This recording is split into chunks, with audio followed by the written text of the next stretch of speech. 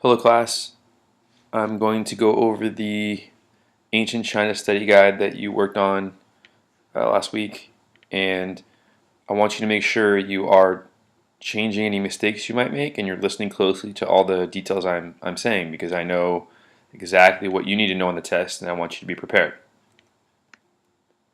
Alright, so we're starting with the term acupuncture. Acupuncture is the practice of inserting fine needles through the skin at specific points to cure disease or relieve pain.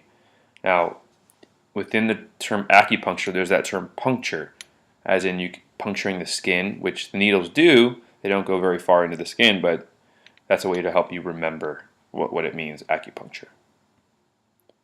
Confucianism, a philosophy based on the ideas of Confucius that focuses on morality, family order, social harmony, and government. So Confucianism was created by Confucius, so that's a pretty good way to help you remember the definition. But it does focus on morality, family order, social harmony, and government. Taoism, a philosophy that developed in China and stressed the belief that one should live in harmony with the Tao. And the Tao is the guiding force of all reality. So that term Tao, that's going to help you remember that it's Taoism, right? Taoism has to do with living in harmony with the Tao, which is what they believe to be the guiding force of all reality, kind of what controls everything. And remember, they're all about going with the flow, not interfering with nature, that sort of thing. Ethics, a quick one, moral values. So with ethics, remember it's morals, moral values. Jade, a hard gemstone often used in jewelry. And here's a picture. Try to keep that in your brain so you remember it's a hard gemstone often used in jewelry. The Great Wall of China, a barrier made of walls across China's northern frontier. I don't think this will be an issue. I think most of us will remember this one, but that detailed northern frontier, that's going to come into play later as I'm going through this as well, but we'll get to that.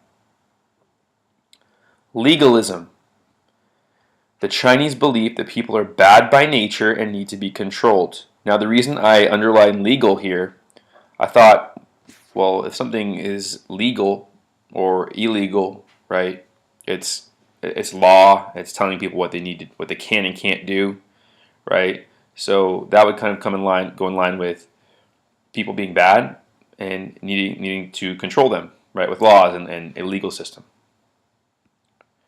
Seismograph, a device that measures the strength of an earthquake. Now that term seismo, which I underline, it's a Greek root or a prefix, and it means earthquake. So if you can remember that seismo means earthquake, it's going to help you remember this definition. Silk is a soft, light, and highly valued fabric developed in China.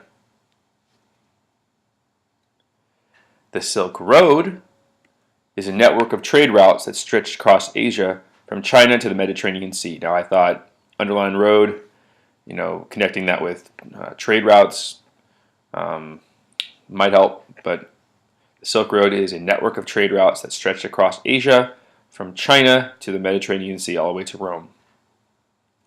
All right, now on to the questions. Flooding from the Huanghe and Chengjiang left behind layers of what? And we've learned about this in multiple civilizations, whether it be Egypt, Mesopotamia, layers of silt or deposits of silt is another way to put it. But silt is what we're looking for. How are Chinese burial sites similar to Egyptian burial sites? They buried their dead with objects for the afterlife. Now, remembering that term afterlife is going to help you because we learned all about the afterlife in Egypt, and ancient Chinese culture also really thought the afterlife was really significant as well. So remember, they buried their dead with objects for the afterlife. What did Zhou kings use to defend their right to the throne? This is called the Mandate of Heaven. What are the main tenets of Confucianism, specifically with respect to family and social order? Now, There are other tenets within Confucianism, focusing on government or moral values. This is just looking at family and social order. So these are what you need to remember, and I'll tell you kind of what you need to look out for. Okay, all family members should be loyal to each other, always. Okay, fathers should display high moral values to inspire their families, and children should respect and obey their parents. Right. So remembering that the family should be loyal to each other, that's really important. Because remember, this is a multiple choice test, and for this particular question, you're going to have to pick which of the four options is not a main tenet of Confucianism with respect to family and social order. So I'm saying all family members should be loyal to each other. That's very important. What is the Taoist belief of the perfect leader?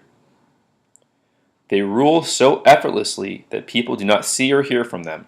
Remember, Taoism is all about living in harmony with the Tao, or the guiding force of all reality, going with the flow, not interfering with nature. So a Taoist would appreciate a ruler who they never heard from. They just kind of took care of business, and the people didn't see or hear from them because they were ruling so effortlessly.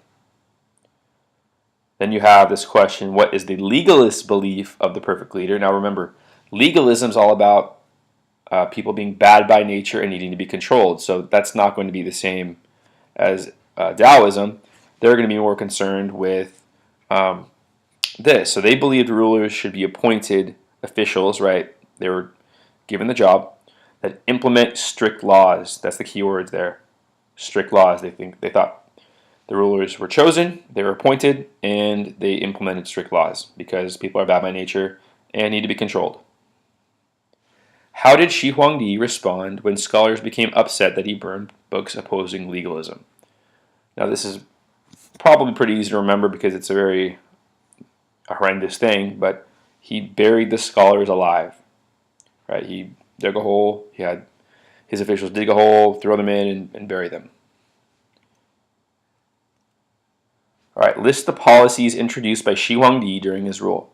There's a lot of these here.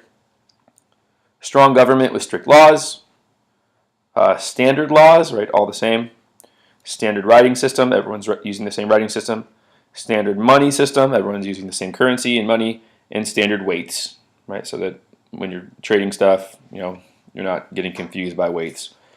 So notice none of these have to do with him being tolerant of different beliefs or religions.